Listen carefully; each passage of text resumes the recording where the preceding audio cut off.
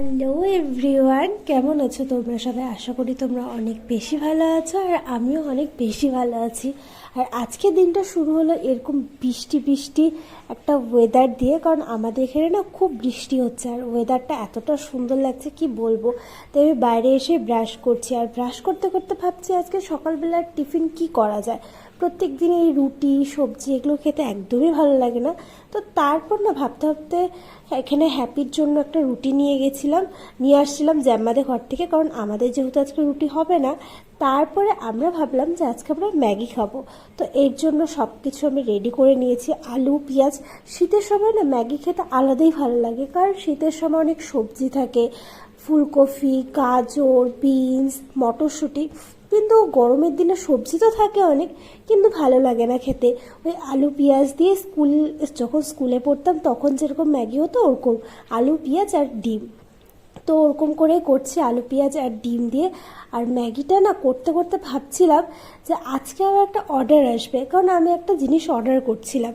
তো তোমাদের সাথে ওটা আমি শেয়ার করব কি অর্ডার করেছি। তো এখানে ম্যাগিটা করা প্রায় হয়েই গেছে, এখানে ডিম খেলে তারপর বাবারটাও রেডি করে দিয়েছি। তারপর বাবারটা হয়ে গেছে, তারপর আমারটাও নিয়ে নিয়েছি একটুখানি সস দিয়ে। বেশি সস একদম ভালো লাগে না। আর দেখো বলতে বলতে আমার অর্ডারটা চলে আসছে।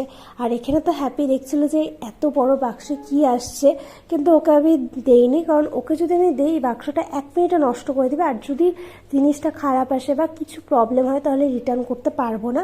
তা আমি অর্ডার করেছিলাম কুলার, যেগুলো আমি ইনস্টাগ্রামে প্রচুর দেখেছি। আর আমাদের এখানে এত গরম পড়েছিল না মাঝখানে, তো আমি অর্ডার করেছি, কিন্তু আস্তে আস্তে তো সেই বৃষ্টি বৃষ্টি হয়ে গেল। এখন তো আর ইউজ করা যাবে না, আবার যখন গরম পড়বে তখন। আর দেখো এখানে মিনি কুলারটা, আমি তো প্রচণ্ড এক্সাইটেড ছিলাম যে কেমন আসবে না আসবে। এখানে একটা ছোট্ট প্লাগ দিয়েছে, তারপর এখানে সব কিছু লেখা ছিল যে কিভাবে ইউজ করতে হয়, কি কি করতে হয়, কি কি দিতে হয়, যাই হোক। তারপরে আমি না এটা ভাবছি যে এখন বসায় দেখি।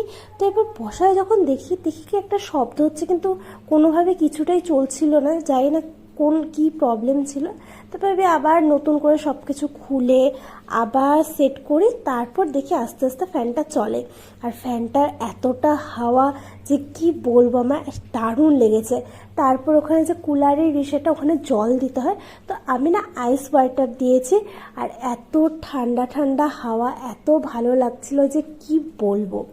আর আমি না ভাবতে পারিনি কুলারটা এতটা ভালো আসবে। গত 1 বছর আগের থেকে আমি এই কুলারটা দেখছিলাম, অর্ডার করব ভাবতে ভাবতে ভাবছিলাম যে না থাক, কেমন আসবে না আসবে।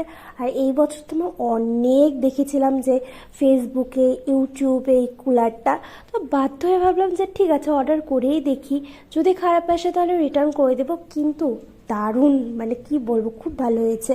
তারপর আমি একবার রেডি হয়ে বেরিয়ে গেছি, কারণ আজকে যেহেতু আমাদের মন্দিরে বাৎসরিক পূজা, তো এই জন্য আমার কিছু ফল মিষ্টি কিনতে হবে। আর তার সাথে সাথে ব্যাংকেরও আমার কিছু কাজ আছে। তো এখানে না রাস্তা দিয়ে যাচ্ছিলাম, ওয়েদারটা খুব সুন্দর করেছে, বৃষ্টি কমে গেছে। আর আমাকে তো আমার টোটোওয়ালা এখানে বসিয়ে রেখেই চলে গেছিলো। তারপর এখানে ক্যাফেতে চলে আসছিলাম আর আমাদের সাথে একটু গল্প করছিলাম, একটু কতগুলো কাজ ছিল। কাজ টাজ করে আমি চলে গেছিলাম হচ্ছে ব্যাংকের কাজ কমপ্লিট করে। তারপর এখানে ফলের দোকানে গেছে, আর ফলের দোকানের লিচুগুলো দেখে আমার এতটা লোভ লাগছিল, তো আমি এতগুলো লিচু নিয়ে নিয়েছি। কারণ আমার না সব থেকে ভালো লাগে হচ্ছে ফলের মধ্যে লিচু। লিচু আমার দারুণ লাগে। আর বাড়িতে আসার পর একটু ভাত ঠাত খেয়ে তারপর হ্যাপিকে নিয়ে একটু বেরোচ্ছি মাঠের এখানে। ও তো মাঠ ঠাট দেখছে, গরু ছাগল এগুলো সব দেখছে বসে বসে। তারপর চলে আসলো হচ্ছে বুড়ার সাথে কিন্তু প্রচণ্ড খেলা। আর ওরা দুজন এত খেলে কি বলবো, সারাটা দিন পারলে পরে ওরা খেলবে। তারপরে এই দৌড়াদৌড়ি করছিল, এটা করছিল ওটা করছিল।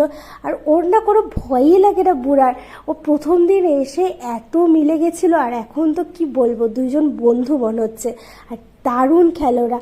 মাঝে মাঝে হ্যাপিকে আমারও ভয় লাগে, কিন্তু ওর একদমই ভয় লাগে না।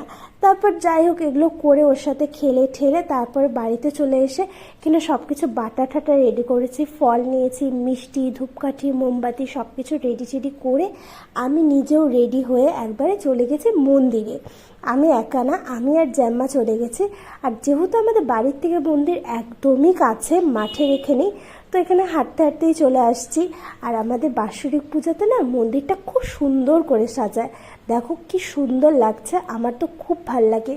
তারপর কালী ঠাকুরকে প্রণাম করে তারপর চলে গেছিলাম যে শিব ঠাকুরের ওখানে ধূপকাঠি মোমবাতি জ্বালিয়ে সব কিছু করে তারপর না একটু বাইরে বেরিয়েছি। বাইরে বেরিয়ে আমরা এখানে মন্দিরটাকে দেখছিলাম। মন্দিরটা এত সুন্দর লাগছিল যে কি বলবো, মনে হচ্ছে তাকিয়েই থাকি। কারণ এই দুর্গাপূজার সময়, এই বাৎসরিক পূজার সময় মন্দিরটা এত সুন্দর করে সাজায় না যে কি বলবো। এই দুইটা সময় খুব ভালো লাগে। আজকের ব্লগটা এখানেই। যদি ভিডিওটা ভালো লাগে তাহলে অবশ্যই লাইক করে দিও, শেয়ার করে দিও আর চ্যানেলটাকে অবশ্যই সাবস্ক্রাইব